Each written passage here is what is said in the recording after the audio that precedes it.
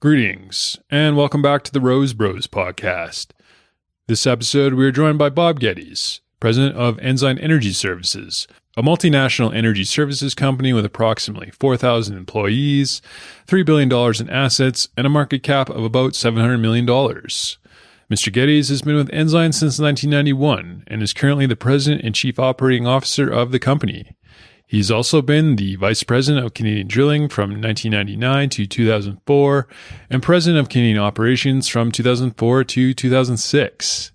He's a past chairman of the Canadian Association of Oilwell Drilling Contractors, is the current chairman of the International Association of Drilling Contractors, and is a member of the Association of Professional Engineers and Geoscientists of Alberta. He also holds a Bachelor of Science in Mechanical Engineering from the University of Alberta. We sat down for a smooth cup of Rose Bros coffee and discussed the origins of Ensign with billionaire founder Murray Edwards, the recipe for energy services success, market cycles, why we need all forms of energy, and the importance of free markets. Enjoy! This podcast episode is sponsored by Conate Water Solutions. Do you need cost-effective water sourcing options to supply your next drilling or completions program? Conate Water Solutions is a specialized hydrogeology company focused on water well drilling, testing, and water management services in Western Canada and Texas. Contact info at conatewater.com or check out conatewater.com for more details. This podcast is sponsored by headracingcanada.com. Looking for high-performance ski gear this winter? In partnership with four-time Olympian Manny Osborne-Parody, headracingcanada.com is offering the lowest prices possible through its online storefront by passing brick-and-mortar savings on to customers. Check out headracingcanada.com for more info and get your high-performance ski gear for the upcoming season.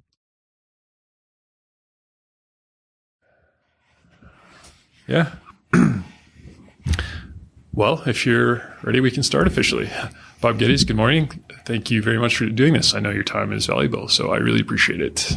Yeah, good morning, Trevor. Great to be a part of this and look forward to our dialogue here today. Before we start, I think we just need to give a quick shout out to Mike Rutherford at Arno Eco Services for connecting us. Thanks, Mike. I really appreciate it. Yeah, for sure. Yeah, Mike's a good friend. Known him for a long time. Great guy and happy to participate here. For the listener, maybe we'll just start at the top. You are the president of Ensign Energy Services. Mm-hmm. What is Ensign Energy Services? So Ensign is a company that started back in 1989 with 5 rigs in Canada. Over the past 33 years, we've established a platform around 8 different countries around the world. We employ about 8,000 people. We have 230 drilling rigs. We have about 100 well service rigs. We operate in Canada, U.S., down in Latin America, Venezuela, Argentina, the Middle East, Oman, Kuwait, Bahrain, and down in Australia. We're the largest driller in Australia as well. So we've grown the company quite a bit since we put it together. We're a public company. That's where we are today. So through that, 30 years have come a lot of cycles up and down. And as you can imagine, oil is strong, gas is strong. The energy business, apparently, everyone is still finding that we need energy to make things happen, make industry happen, GDP, standard of living, quality of life. It's all necessary, and it's very cost effective. And what we find is we're delivering a barrel of oil or an MCF of gas with less emissions than we ever have before. So we're about 5 times more efficient than we were 10 years ago. According to Joe Biden on the State of the Union last night, we'll need oil and gas for at least 10 more years. So yeah. And, it's interesting. It took 50 years to transition from wood to coal. And there's probably 3 billion people in the world today that are still using wood to fuel their next meal. So one would argue that it's taken 100 years and we still haven't got off of wood.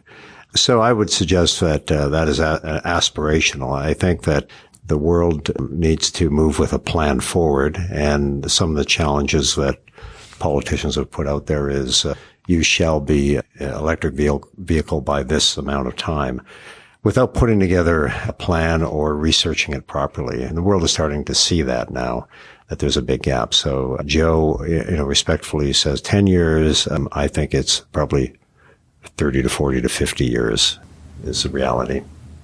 To go back to the beginning a little bit, how did you get into energy and why energy services? Yeah, well, I grew up in Edmonton. My dad was an engineer. My younger brother was an engineer.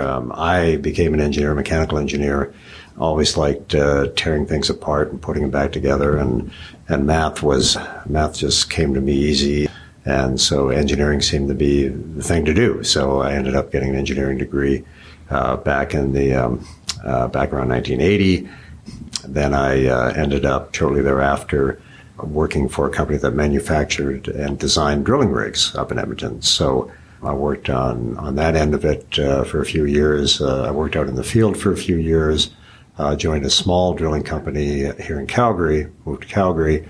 About 5 years later, joined another drilling company, and after that, then came over to Ensign, which was basically just a 5-cent stock with 5 rigs back in 1989. So, yeah, since then, I'm probably not a very good engineer anymore.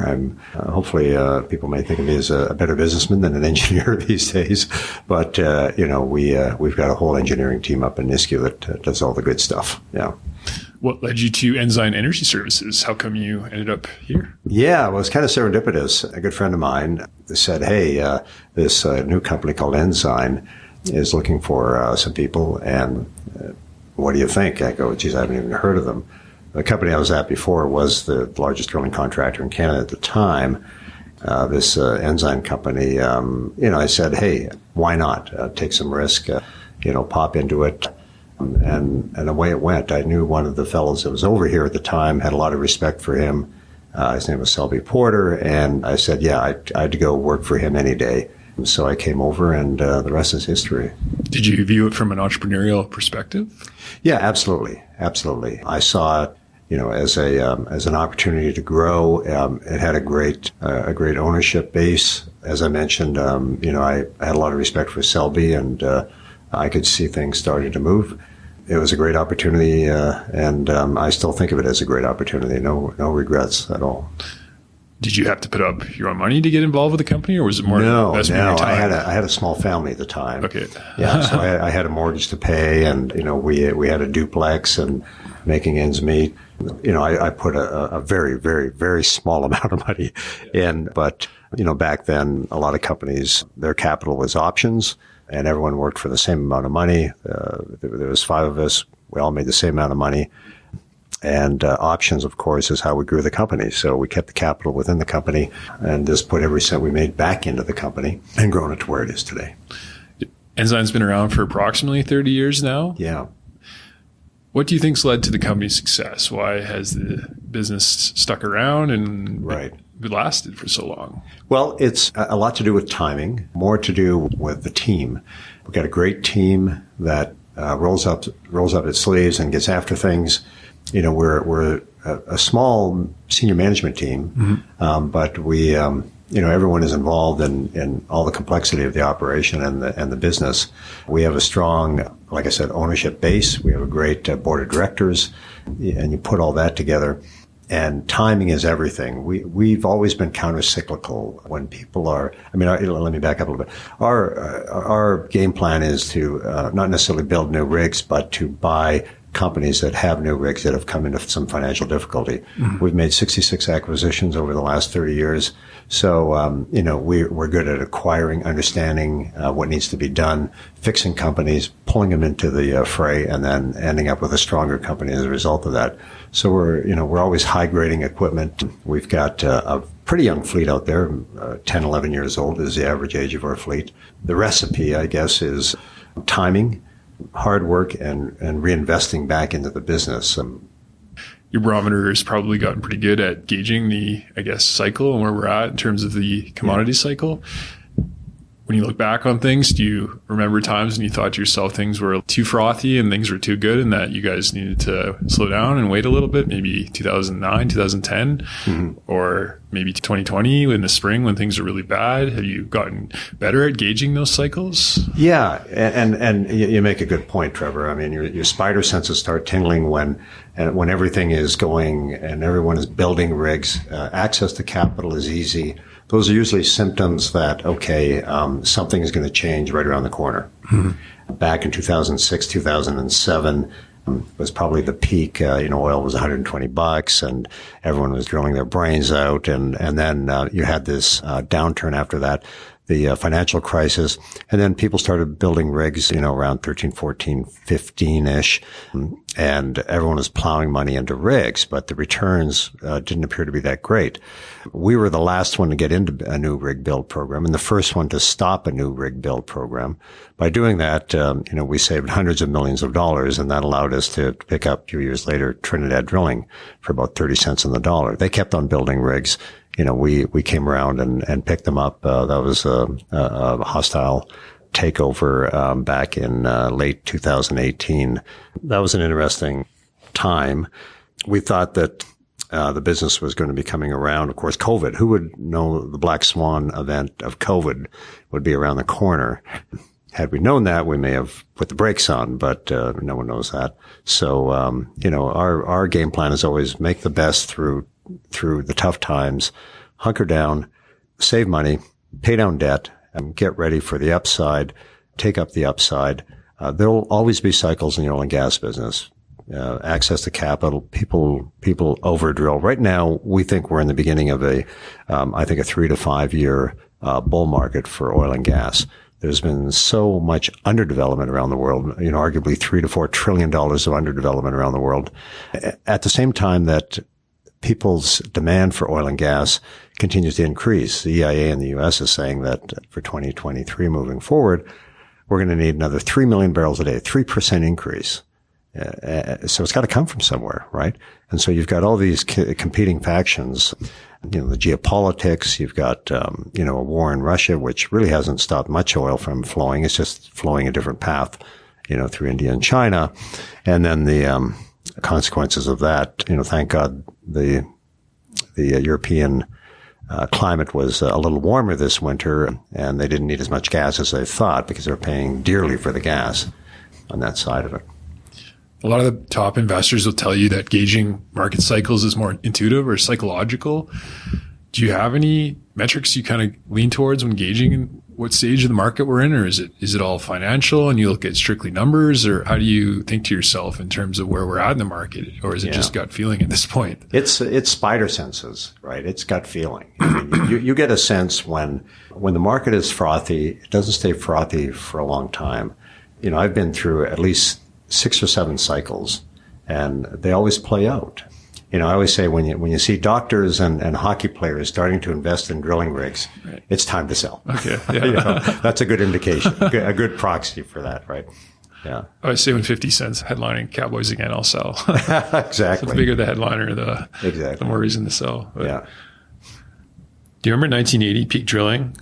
Yep. I had John Hooks from Phoenix Energy Services on the podcast. He said around that time, about 5,000 rigs were operating in the USA. Mm-hmm. Now there's about 800. Mm-hmm. Did you get that feeling back then that things were going really well and that?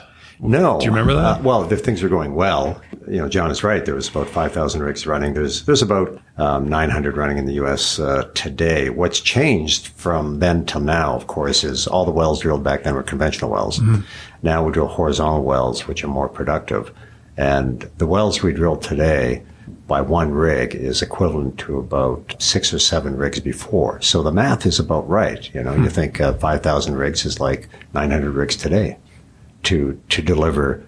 I always say that the world needs about 2,000 rigs running every day to deliver 100 million barrels of oil and gas equivalent. That's kind of where it's settled in as 2,000 rigs running around the world. Canada runs about 250, US about, let's say 900, and then the rest around the world. And I don't know how many running in the former Soviet Union, but and China. But you add all that up, and you're roughly around 2,000 rigs around the world are delivering 100 million barrels of oil and gas a day equivalent. It's a good barometer for the state of the energy industry, it seems at times. Although one comment John made is that when things went south in 2020, the rigs count fell off. However, production stayed about the same. Did you take a while for you guys to realize that although rigs were falling, production levels were staying the same, and that there was kind of a change in the business model? How did you think of it that way? Well, what that was a buildup of DUCs, drilled and uncompleted wells, where we get onto a pad and we'll be on a pad for 6 months and we'll drill 10 or 15 horizontal wells, and then we'll move off that pad. Then they bring in the fracking unit, and for the next few months, they're fracking all those wells. So the rig count was coming down, which, of course, tied into basically operators saying, we have a lot of inventory of DUCs to complete, to bring on production that we don't need to drill anymore. So we're gonna be a little more patient and cautious through that. Plus, New York started saying, hey, stop drilling. Oil prices are coming down. We want you to reward shareholders with dividends, etc. So that, things run in phases. So now you're starting to see DUCs below normal sustainable levels, and that's why drilling is starting to pick up again. Yeah. It seems like the business maybe changed a little bit in the sense that technology allowed for more efficient drilling, and that although there were less rigs, production was staying the same or growing. Mm-hmm. Maybe you recognized that and saw that, but not everyone did. No. Everyone has different barometers, and everyone has different levels of experience, and that defines good companies from great companies, I suppose. Yeah. What has that meant for the business model of Ensign? It means you need to invest less in hard assets, but you still get the financial rewards, or how do you think of it that way? Yeah, well, as I mentioned before, we tend to buy assets for 30 to 35 cents on the dollar on full cycle. We don't believe that there's a good business model to build all new, brand new rigs and put them and make a return in the current environment. So a lot of people are upgrading rigs. People are starting to understand, finally, there's some discipline in the business. Why build a new rig if you're not going to get a reasonable rate of return on it? So rates have got a long way to go before people will start to get their head around building new rigs. If I'm correct, Prem Watts Fairfax is a major shareholder of Ensign. Yes. He's a traditional value investor who steers clear of energy. A lot of value investors don't like energy because of the unpredictability of it. Mm-hmm. What is it that Prem sees? Is it the hard asset? Is it the management? Is it a combination of both? I think it's the management team and the history of the management team delivering, through cycles over long term. Yeah, it's a long hold. And the fact that you can value hard assets, or what's the difference? Yeah. I mean, we've got about $3 billion of hard assets out there with a new replacement value of arguably closer to $6 billion of new replacement value. So the assets are there. We have in 8 different countries. So you've got a good asset base. You've got a solid management team, that's very deep, and a strong chairman and board. We're well invested in the company. We own over 25% of the company. So when someone like Prem Watts comes to Ensign and says, I want to invest, is there kind of a checklist that he has for you guys? Kind of like we just mentioned, the hard assets, good management? Or they've got a good formula that works. I don't know their formula, but I would suggest that if they're investing in it, there's something they see and like. We've kind of touched on it a little bit, but in your opinion, what made Ensign different compared to all the other service companies that have come and gone through the years? What's made Ensign different? Well, we've been very prudent with cash. We've been very prudent with cycles. We've never gotten too excited about building new rigs into an upcycle and said, let's understand things more carefully. We've always been very concerned in this industry about safety. I've always championed that with the different associations today versus 30 years ago. Right now, it's twice as safe working on a drilling rig than driving to the drilling rig. So there's those types of things. So what differentiates us is, the industry has come up in that regard. Our appreciation of, capital and return of capital is most important. Capital needs a return, and that's what we always drive to. We've got a very tight business as far as how we put capital to work. We always look at risk. We always figure things out. I mean, we've been in lots of different parts of the world and have come through a lot of different situations. There's companies that have left Canada, and we doubled down on Canada last summer. We bought the neighbor's Canadian business unit. Like I said, 66 acquisitions now. We like to figure out how to reduce our operating costs and deliver better rigs that provide more value for our client. An example of that is today our new rigs that we put together with our new technology, our drilling technology, drilling solution technology, which controls things like the drawworks and pumps and all that, and maximizes penetration rate. We're drilling wells 5 times faster here in Canada, like let's say in the Duvernay, and down in the Permian than we were 8, 9, 10 years ago. So, that's value. And the guys out in the rigs are really professionals. They're the ones that they're called a roughneck, and they're a driller, but they're more like a drilling technician, because it's amazing how fast. I mean, we can drill a mile in a day down in the Permian in the U.S. Mm-hmm. A mile a day. It's pretty amazing. And stay within 3 feet of where we want to be the whole way. Technology is really important in the energy services side of the business? It is now. It separates the top 5 drillers from the rest, basically. So the top 5 drillers in the world will have some form of drilling controls technology. And these are algorithms that have some artificial intelligence built into them, some automation on the rig floor. So when we press a button, we go from slips to slips. We can dial in things like mechanical specific energy, which deals with how much pressure is required to break that rock that we're drilling. And we can build algorithms through that process. It's kind of like I always use the analogy with the airplane business. Pilots can tune in autopilot, and away they go. And the sensors are keeping it, maximum power, minimum fuel usage. They get it through bumps. It just gets through all that stuff. It's kind of like a drilling rig in the sense that it's 3-dimensional. And then when we land, like a plane lands, you've got that process with the directional guidance systems and all that stuff. The technology in a drilling rig is so much different than it was 10 years ago, and it's continually improving. We've got a team of about 15 engineers that just work on this every day to maximize, drilling parameters. Do you foresee the day when AI is totally running the rigs and possibility of everything being done automatically and that no humans are needed and that you just push a button and the rig goes out and drills the well and comes home? Yeah, that's a very good question. There was a large oilfield service company that thought they'd build the rig of the future, a completely automated rig. And, what they found was they needed just as many people to look after the rig, and they were called technicians. Mechanical technicians, electrical technicians, all these technicians. So they didn't remove the number of people on the rig, and it wasn't drilling any faster. But the more importantly, the input cost to build that rig was about twice what it cost to build a new automated, kind of standard automated rig. So I think it's always interesting to kind of test what can be done. I mean, today we're doing a lot of drilling without the need for a directional driller on the location. That automation is coming, and that's the kind of the algorithms and building that process. And someone still needs to build the motors. Someone still needs to build the directional drilling machines that go down, the MWDs and all that stuff. We don't do that, but there are directional drilling companies that do that. So we work together collaboratively, as a team for the operator.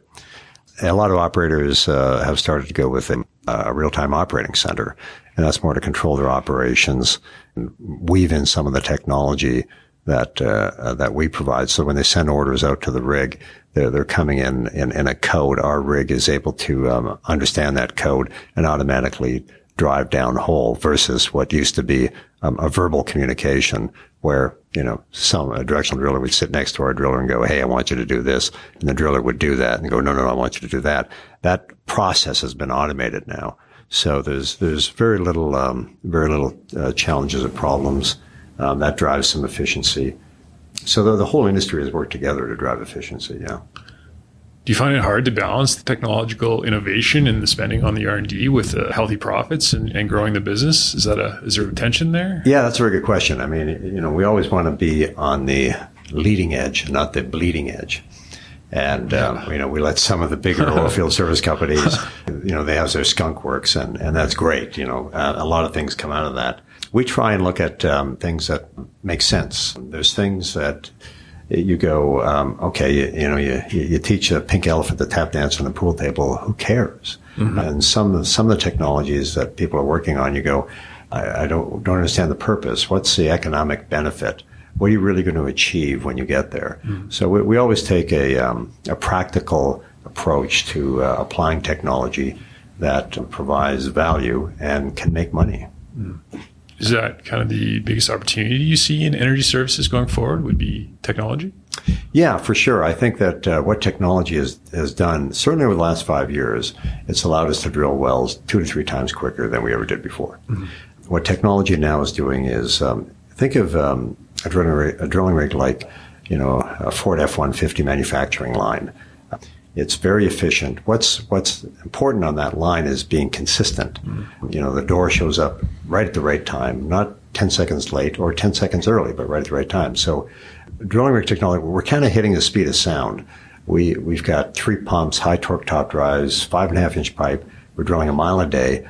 We can't get the ground out any faster, the dirt out of the ground any faster. Mm-hmm. So we've kind of hit that speed of sound, what I call it, where now operators are looking for consistency in how they drill their wells. They want to be drilling as fast as everyone else, which they're getting, with companies that have, automated rig technology. But now they want to be consistent, because when they're consistent, they can start to plan their logistics.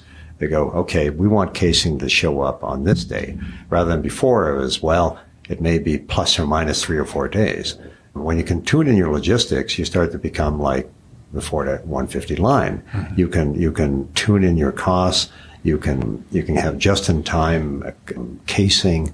Everything else starts to come together. You can tie in the production when you want, and all the other services that come in behind us start to get coordinated with logistics a little tighter. On the flip side, what do you think is the biggest challenge for Ensign going forward? Yeah, well, the biggest challenge, I think the biggest challenge we have is, I think as an industry, I'll start there, is the geopolitics in the different areas. Like I said, we work in 8 different countries. And, Canada has its challenges. The U.S. has its challenges.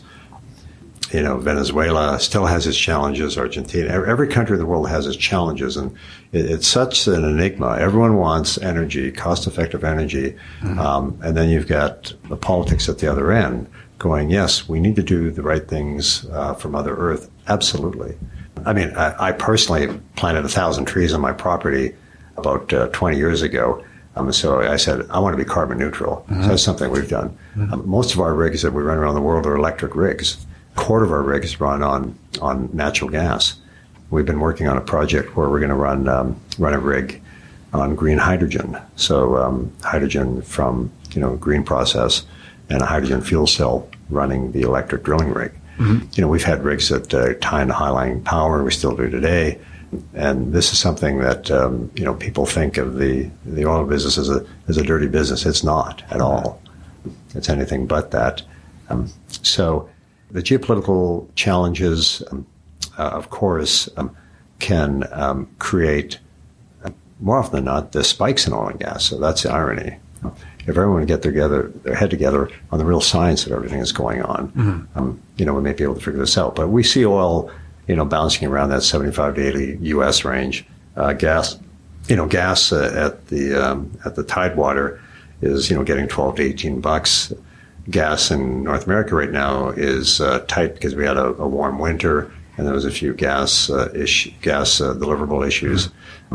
What's frustrating is, Canada could be providing, 2 to 3 BCF a day of good dry gas that's responsibly produced, which is almost $1 trillion of contracts over, 10, 15-year period, which would generate $100 million a day of royalty revenues to Canadians.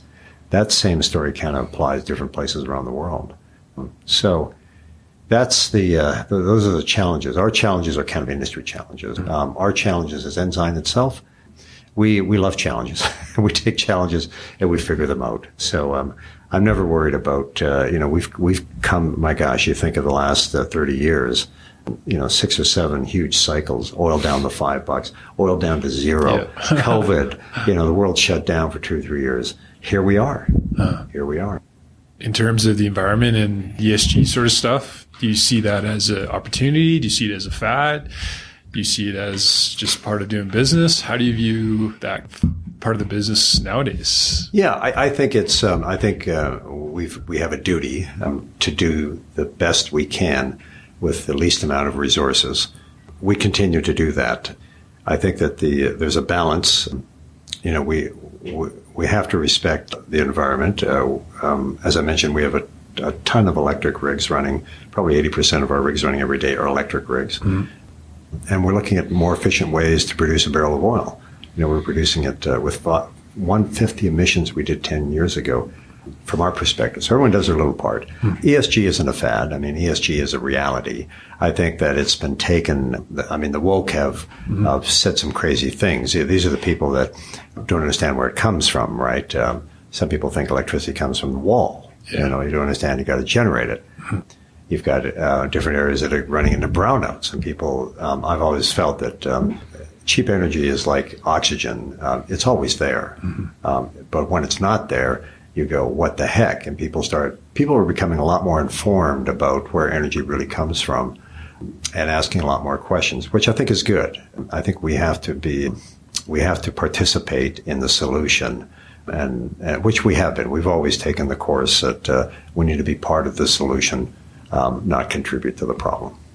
Do you think that cheap, reliable energy has just been a second thought for most people in the Western world, and that the reason that we don't appreciate it is just because it's been so easily available to us, and that perhaps if it wasn't so reliable, cheap, and available to everybody, we might view it in more positive terms? Well, I think people are starting to understand the real cost of energy. People also understand when you don't have it, when you have a brownout or line up for gas, or you're paying $5 a gallon, or you're paying, in Europe, they're hitting like, $200-300 an MCF. People needed gas. Mm. It's cold.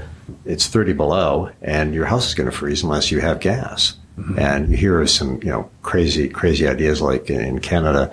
Well, we're going to only have subdivisions with electricity, not with gas. And you go, my gosh, what happens when you lose your electricity? We live out in acreage, and occasionally we'll lose electricity. We've got a natural gas-fired generator. It keeps things going and keeps the house alive when you have brownouts. And this is in the current infrastructure. You have everyone trying to go and plug their EV in at the same time. The infrastructure isn't there. Mm. Isn't there.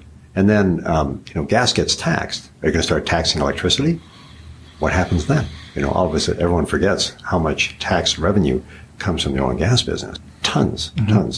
Around the world, right? Around the world. On one side, you have kind of traditional energy folks saying that we need oil and gas and it's not going away. On the other hand, you have people saying we need to shut it down and it should be all electricity, solar, wind, and stuff like that. Mm-hmm. From your perspective, what is the solution? Is it both? Is it kind of a gradual transition? What would you suggest? Well, the reality is if we shut all oil and gas down today, we would freeze to death. Wind and solar is maybe at best 10 to 15%. So you've got another 85 to 90% of stuff you got to do every day. Mm-hmm. Solar-powered airplanes don't work. And if you want to go from A to B, I always say if you want to enjoy the quality of life and standard of living you have, we're going to have to think through this. And it means that unless you're willing to pay 100 times more to go from A to B than you are today, 100 times more for that tomato, you need to understand that energy is important because, especially in the northern climates, it's critical to life, for God's sakes. And people, what are we going to do? Start burning wood? Or no, then we have a bigger issue, right? Mm-hmm. So this is I come back to, politicians need to use some common sense through this process and, not drive the oil and gas business out of business without having a solution, a tangible solution for its people. And that's the problem is and anyone can run for politics and anyone can get elected, but we need people with some common sense through this process. People have been spoiled on basically, you think of oil, if you take all the taxes away, the price of a gallon of gas in Canada is the same as it was almost 40 years ago. Mm-hmm. Take a can of beer. Is a can of beer the same price it was for you? No way. It's almost free, right? It's just, but people get used to it. It becomes like oxygen. I need it. I don't care whether it's A, B, C, or D. I just stop and get gas, right? Because I need it to go from A to B. So that's the frustrating part is there has been and there's starting to come now, a sensibility factor into policy around the world. And that's what needed to happen, right? When it was free, it didn't need to happen. But now people are going, okay, I got to pay attention to this. Let's make some common sense things here, right? I mean, natural gas is the cleanest burning fuel. It comes out. You think of solar. You've got 100 acres with solar. With natural gas, you put a 10-inch hole in the ground, and you'll get the same energy from 50 to 100 acres of solar panels with a 10-inch hole in the ground, right? Yeah. One comment is that we're going to need everything. Yeah, I agree. There's things that I agree. As an engineer, I get solar, I get wind, I get wave power, hydroelectric. All that makes sense, but you have to walk through. What do you need it for? Well, you're not going to have solar-powered airplanes. You need jet fuel. If you're in a windy area, yeah, it makes sense to put up some wind farms. If you're in a windy area, those come with challenges as well. They're starting to ban them in states because no one wants them next to them, right? Nuclear power becomes a part of the equation. If you and me wanted to build a nuclear power plant today, it would probably take 20 years before it'd be on stream. No one wants it in their backyard either. Nuclear power is a good option, right? I mean, look at France. 80% of their power comes from nuclear. They have 56 nuclear sites. It's amazing, right? Yeah. And everyone goes, I hope nothing goes wrong, right? The solution requires a balance. If you live in a windy area, run some wind power. If you live in a sunny area, run some passive solar. But it's not one works over everything else. There has to be a balance, right? And that's what, when politicians say we're going to kill the oil and gas business, it's irresponsible. Irresponsible. How do you think about it in terms of the messaging you convey and being caught on the wrong side of history? Because it's obviously that technology is going to improve and that maybe we will transition to greener technologies so you don't want to be on the wrong side of that, I guess, debate historically. But on the other hand, it's common sense. How do you approach it? How do you think of it that way when you're conveying that message? Well, as an engineer, I know that you can't create or destroy energy. You can only transform it. Most people always forget that, they just don't understand that. They go, "What do you mean by that?" Like hydrogen. People go, "Well, we should run more hydrogen." Well, hydrogen doesn't exist. You got to create hydrogen from water or natural gas steam reformate process. And it can be kind of dangerous. Remember the Hindenburg, it can be kind of dangerous. People don't think through these things. They think they've found something. But at the end of the day, if you want energy, it has to come from something. And so, it's a carbon molecule or nuclear, the process, that process. The world has been changing for a couple of 100 million years. We need to do things that make sense. And we need to do things that, I think the biggest challenge right now is bringing up the 3 or 4 billion people that are still using wood to burn their next meal. Probably half of that is using cow dung. And, that's what we need to work on, is getting cost-effective energy that way, because that becomes geopolitical tension. It creates all these other issues, child poverty, all that stuff. 3 hours a day, a kid's running around picking up wood to burn meal. If you could give them natural gas, bingo. If you could have a solar power for their cell phones, bingo, right? There's things that make sense. This is what, I always believe, capitalism and free enterprise always finds the right solution. Because people are willing or unwilling to pay for things. That defines success or not, right? Right now, we have a lot of top-down energy policies that seem to be dictating the way things go, the opposite of what you're saying. And they seem to be backfiring. For instance, coal production is at a record high. Do you think those top-down policies are sort of the reason for these Absolutely. failures? Absolutely. The woke left have gone crazy, right? Absolutely crazy. And I think you're starting to see people go, hang on a sec, let's pull this back to some normal central position, right? And I really see that absolutely. I mean, you've got the woke left in North America, Canada and the U.S. and in those two different capitals, dictating policy that makes absolutely no sense. And it backfires. Well, it backfires, but somehow they still have some power, but the effect on society on both sides of the border, more in Canada than the U.S., is tremendous. Canada gave up, like I said, $3 to $4 billion, 3 to 4 BCF, $1 trillion contract to Germany and Japan. And that could have been our business. Friedman wrote a book called The Next 100 Years. And he always thought Canada was a big question mark. He could never understand Canada. If you take a globe and look at Canada and put Canada right in front of your face, you've got Europe, you've got Asia, and you have the U.S. Canada has arguably some of the richest resources in the world and is right in between the three largest markets in the world, but they can't get their act together. It's crazy. He said, I can never figure out Canada. Canada could be and should be the richest country in the world if they put their mind to it. But politics interferes with that. That's the challenge. Do you think that, because a lot of the green messaging and well-meaning policies come from well-funded, left-leaning entities, I guess you could say? Absolutely, they do. Although they're well-meaning, like we said, it seems to backfire. Where do you think that disconnect is on their desired outcome and what's actually happening? Why is that happening? Well, I think it's these wealthy individuals that set together trusts that have been dead for 100 years. The management of the trust has been infiltrated by usually not capitalist-thinking people, but the left-wing woke people that have this tremendous funding that they can affect things with. Right. Now, they've done some good things. Don't get me wrong. I got involved with one of the Janes, and we were working on the orangutan, olive oil and palm oil. And I personally bought a X-ray machine and contributed that to the Orangutan Society because they were having issues with orangutans falling out of trees, and they didn't know whether they had a broken bone or not. So they needed an X-ray machine. Sure. So bought an X-ray machine for them. People in the oil and gas business aren't monsters. We live in the same environment as anyone else. I would argue that we're probably more environmentally conscious than anyone. I still remember taking our premier, Ralph Klein, out to the field. He was in his second premiership. He'd never seen a drilling rig before. We took him out to the rig, and he looked around and he said, "Where's all the oil?" I said, "Well, it's in the ground."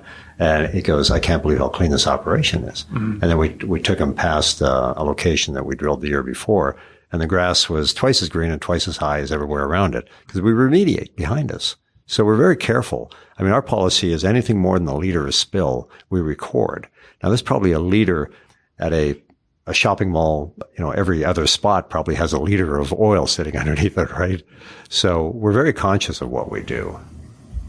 It seems like we said, the well-meaning policies seem to start out with a good idea and the right intentions, but somewhere along the way they've been infiltrated or diluted into what we have now. Correct. Follow the money. You follow the money and you follow the power, right? And that's how it works.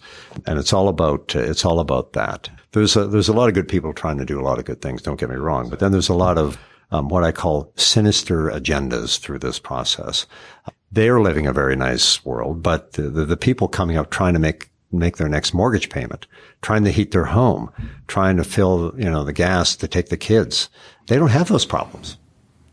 They don't have those problems. Yeah, they live in a different reality, but they want you to live in their reality. And thank God the general populace is going, just a second here. We've had it with this nonsense. Mm-hmm. Let's do things that make sense. How important do you think Murray Edwards has been to the formation of your career and to Ensign in general? Yeah, well, Murray, I know Murray very well, obviously. He was 29 years old and I was 30. When I first came over, someone said that this 29-year-old guy has put this company together, and I go, I've never even heard of him. But one of the smartest guys I've ever met, work ethic beyond anyone, and just a really smart, committed guy with high ethics, and put his money where his mouth is. I'm an engineer by training. I didn't know what a balance sheet or an income statement was when I started. I barely knew what an invoice was, other than you give someone an invoice and you get money back. Yeah. But since then, I kid people. I mean, Murray's got the Murray Edwards School of Business and the MBA program, and that I've gotten my Murray Edwards MBA over the last 30 years, and a lot of respect for the fellow. And we've grown together as a team, and been some past presidents at an equal level of respect. And again, I'm talking with Murray every second or third day. So a high level of involvement still to this day. And we have a high level of ownership in this company. So we're right aligned with our shareholders. We're big shareholders. So we want everyone to win through this process. So very good alignment there. Do you remember the day memory? Yeah, it was here in this one floor down in the 9th floor boardroom. We started off in this building with a quarter with 3 offices. We had a quarter of a floor and 3 offices in the boardroom. He came in. He's a tall guy, a big presence. Yeah, it was very, very focused. He was learning the business as well. He didn't know anything about the drilling business, but knew that Oilfield Services, along with, he started Canadian Natural Resources as well, would come out of this slump and turn around because all this money was being raised in Eastern Canada to come out west and drill. So that was the premise for the Oilfield Services business. So yeah, that's where I learned a lot about timing. He was all in. Just 7 days a week. The work ethic was just incredible, smart guy, and committed. We've had our arguments over the years, but we've learned that it's okay to disagree. Just make sure you can back up your argument, right? Mm-hmm. Which is, I guess, a foundation for a good debate, right? Mm-hmm. Yeah. Did you have a sense that things were going to go so well when you guys started Ensign, when you got in kind of at the beginning, or did you have a... Not at all. Not at all. My wife, she goes, you did what? You went from this company to this company? And I go, I got a good feeling about this. And, really? If there's ever a time to take a move, it was then. So it's worked out well. There's been years I go, what am I doing in the drilling business? But it's, like anything, if you stick to it and figure it out and do it better than your competition, mm-hmm. you'll win, right? You'll win. March 2020, were you thinking maybe it's time to retire and were you sensing opportunity at the time? Or March 2020, I'm thinking that was kind of like a couple of months into COVID, right? Or the beginning of COVID. Yeah. $0. Yeah, well, it definitely forced us to look at our business. We went, all of a sudden, the number of rigs running came crashing down. The neat thing was that in the middle, we probably didn't lose a pace in the Middle East. All of our rigs ran in the Middle East. We probably, I think we maybe got down to 50 rigs running around the world, but we were still running rigs around the world with revenue coming in and guys being looked after in the field appropriately. Each area had its own situation. Australia, probably the tightest on the COVID. In the beginning, Middle East, we had some people there that were there for 9 or 10 months and they couldn't rotate out. But we kept the rigs running, kept them running safely. The world still needed oil and gas, right? COVID, 40 below, you're at home, you still got to heat your home, right? I never missed a beat. I came to the office every single day, but we came through it, and it's hard I think of it as a bad dream right now. Yeah. In terms of the Western Canadian Sedimentary Basin, do you still see opportunity in the basin? Some people would say it's a mature basin, good drilling opportunities have been taken, or do you still think there's new plays to be found and new wealth to be created? We always find different areas that with the new technology are now viable. Right? It's like Clearwater. Mm-hmm. Been there forever. Now it's very viable. Did you know that? Did I know that? Yeah. No, 20 years ago? No, I didn't know that. Really? But the Clearwater? Now with the technology of horizontal drilling and also how quickly we can get and how cost effectively we can get at these resources, these things make sense. I think the question is a bigger question is, will Alberta let external forces in Ottawa shut this business down? And I would suggest that Premier Smith is not going to let that happen. The prior premier was more comfortable with Ottawa, and that was bad for Alberta during that period. But I think we're past it. I hope we're past it. Big election coming up in May. I think it's a pivotal election for Alberta. I think it's going to define the quality of life moving forward for the next 10, 20 years. So we got to get it right. But there is lots of opportunities. We've got tons of gas.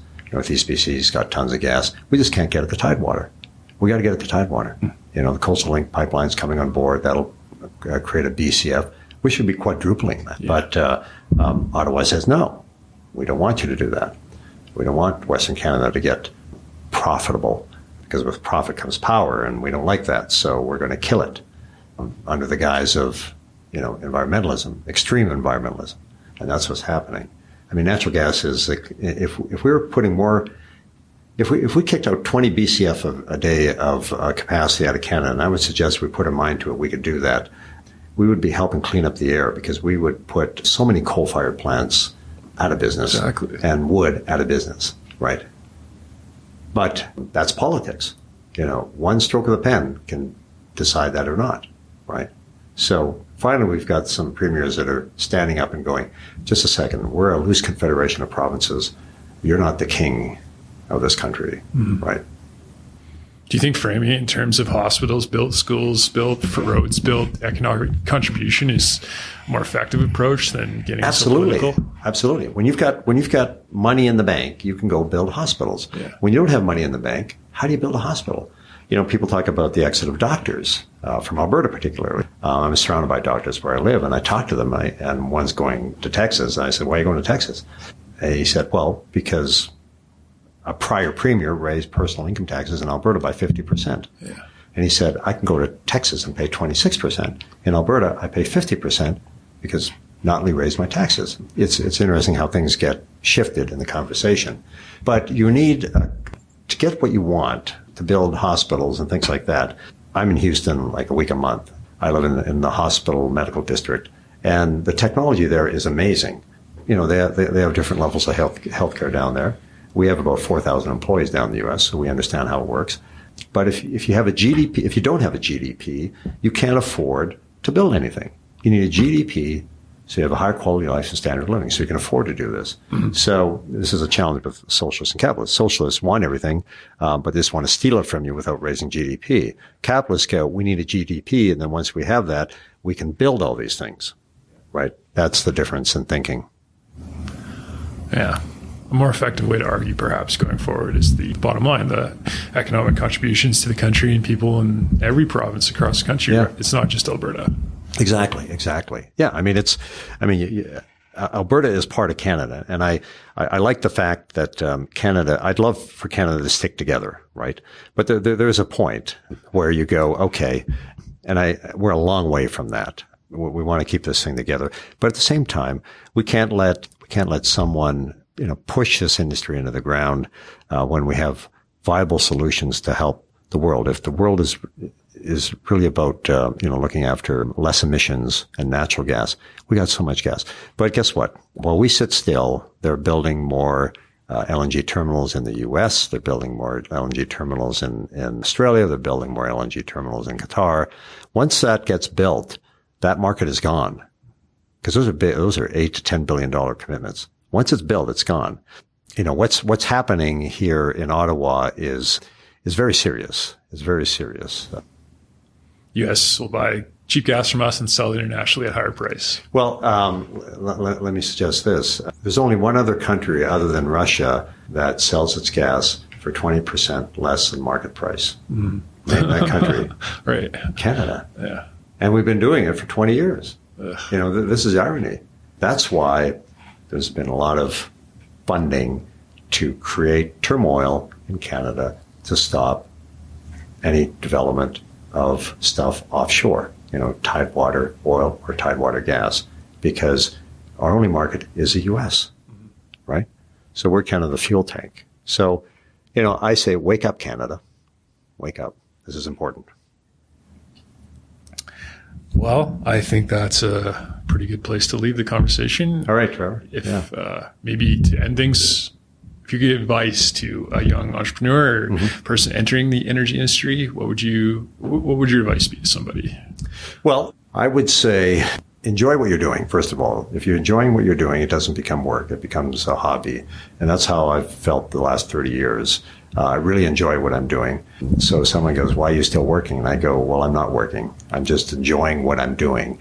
And I happen to get a paycheck for it. And when you get to that level, and I'm very lucky that serendipitously happened. It doesn't happen to everyone. Mm-hmm. And, I appreciate that everyone has different opportunities. But entrepreneurs, take risk while you're young, while you can. If you don't have a family, that's okay. That's probably the best time to do it, because you can afford to, if it doesn't work, move back in with mom and dad or something. I don't know. In my particular case, I had a family, so my level of investment was somewhat tuned in differently. So that's and stick at it. But you got to enjoy what you're doing. You got to really be committed to it as well. Don't be afraid to make money. Making money is a good reflection on your work. In today's world, you hear people saying, "Oh, you're making money, bad." Making money is good. Making money means you're doing something right. And if you're providing a product or a service, that's good. That's good. Well, thank you very much. Yeah, thanks, Trevor. I really appreciate your time. We will wrap it up there. All right. Thanks for listening, everyone. Hopefully you enjoyed the episode. If you liked what you heard, check out rosebros.ca, where we will have upcoming shows. Until next time, happy coffee drinking.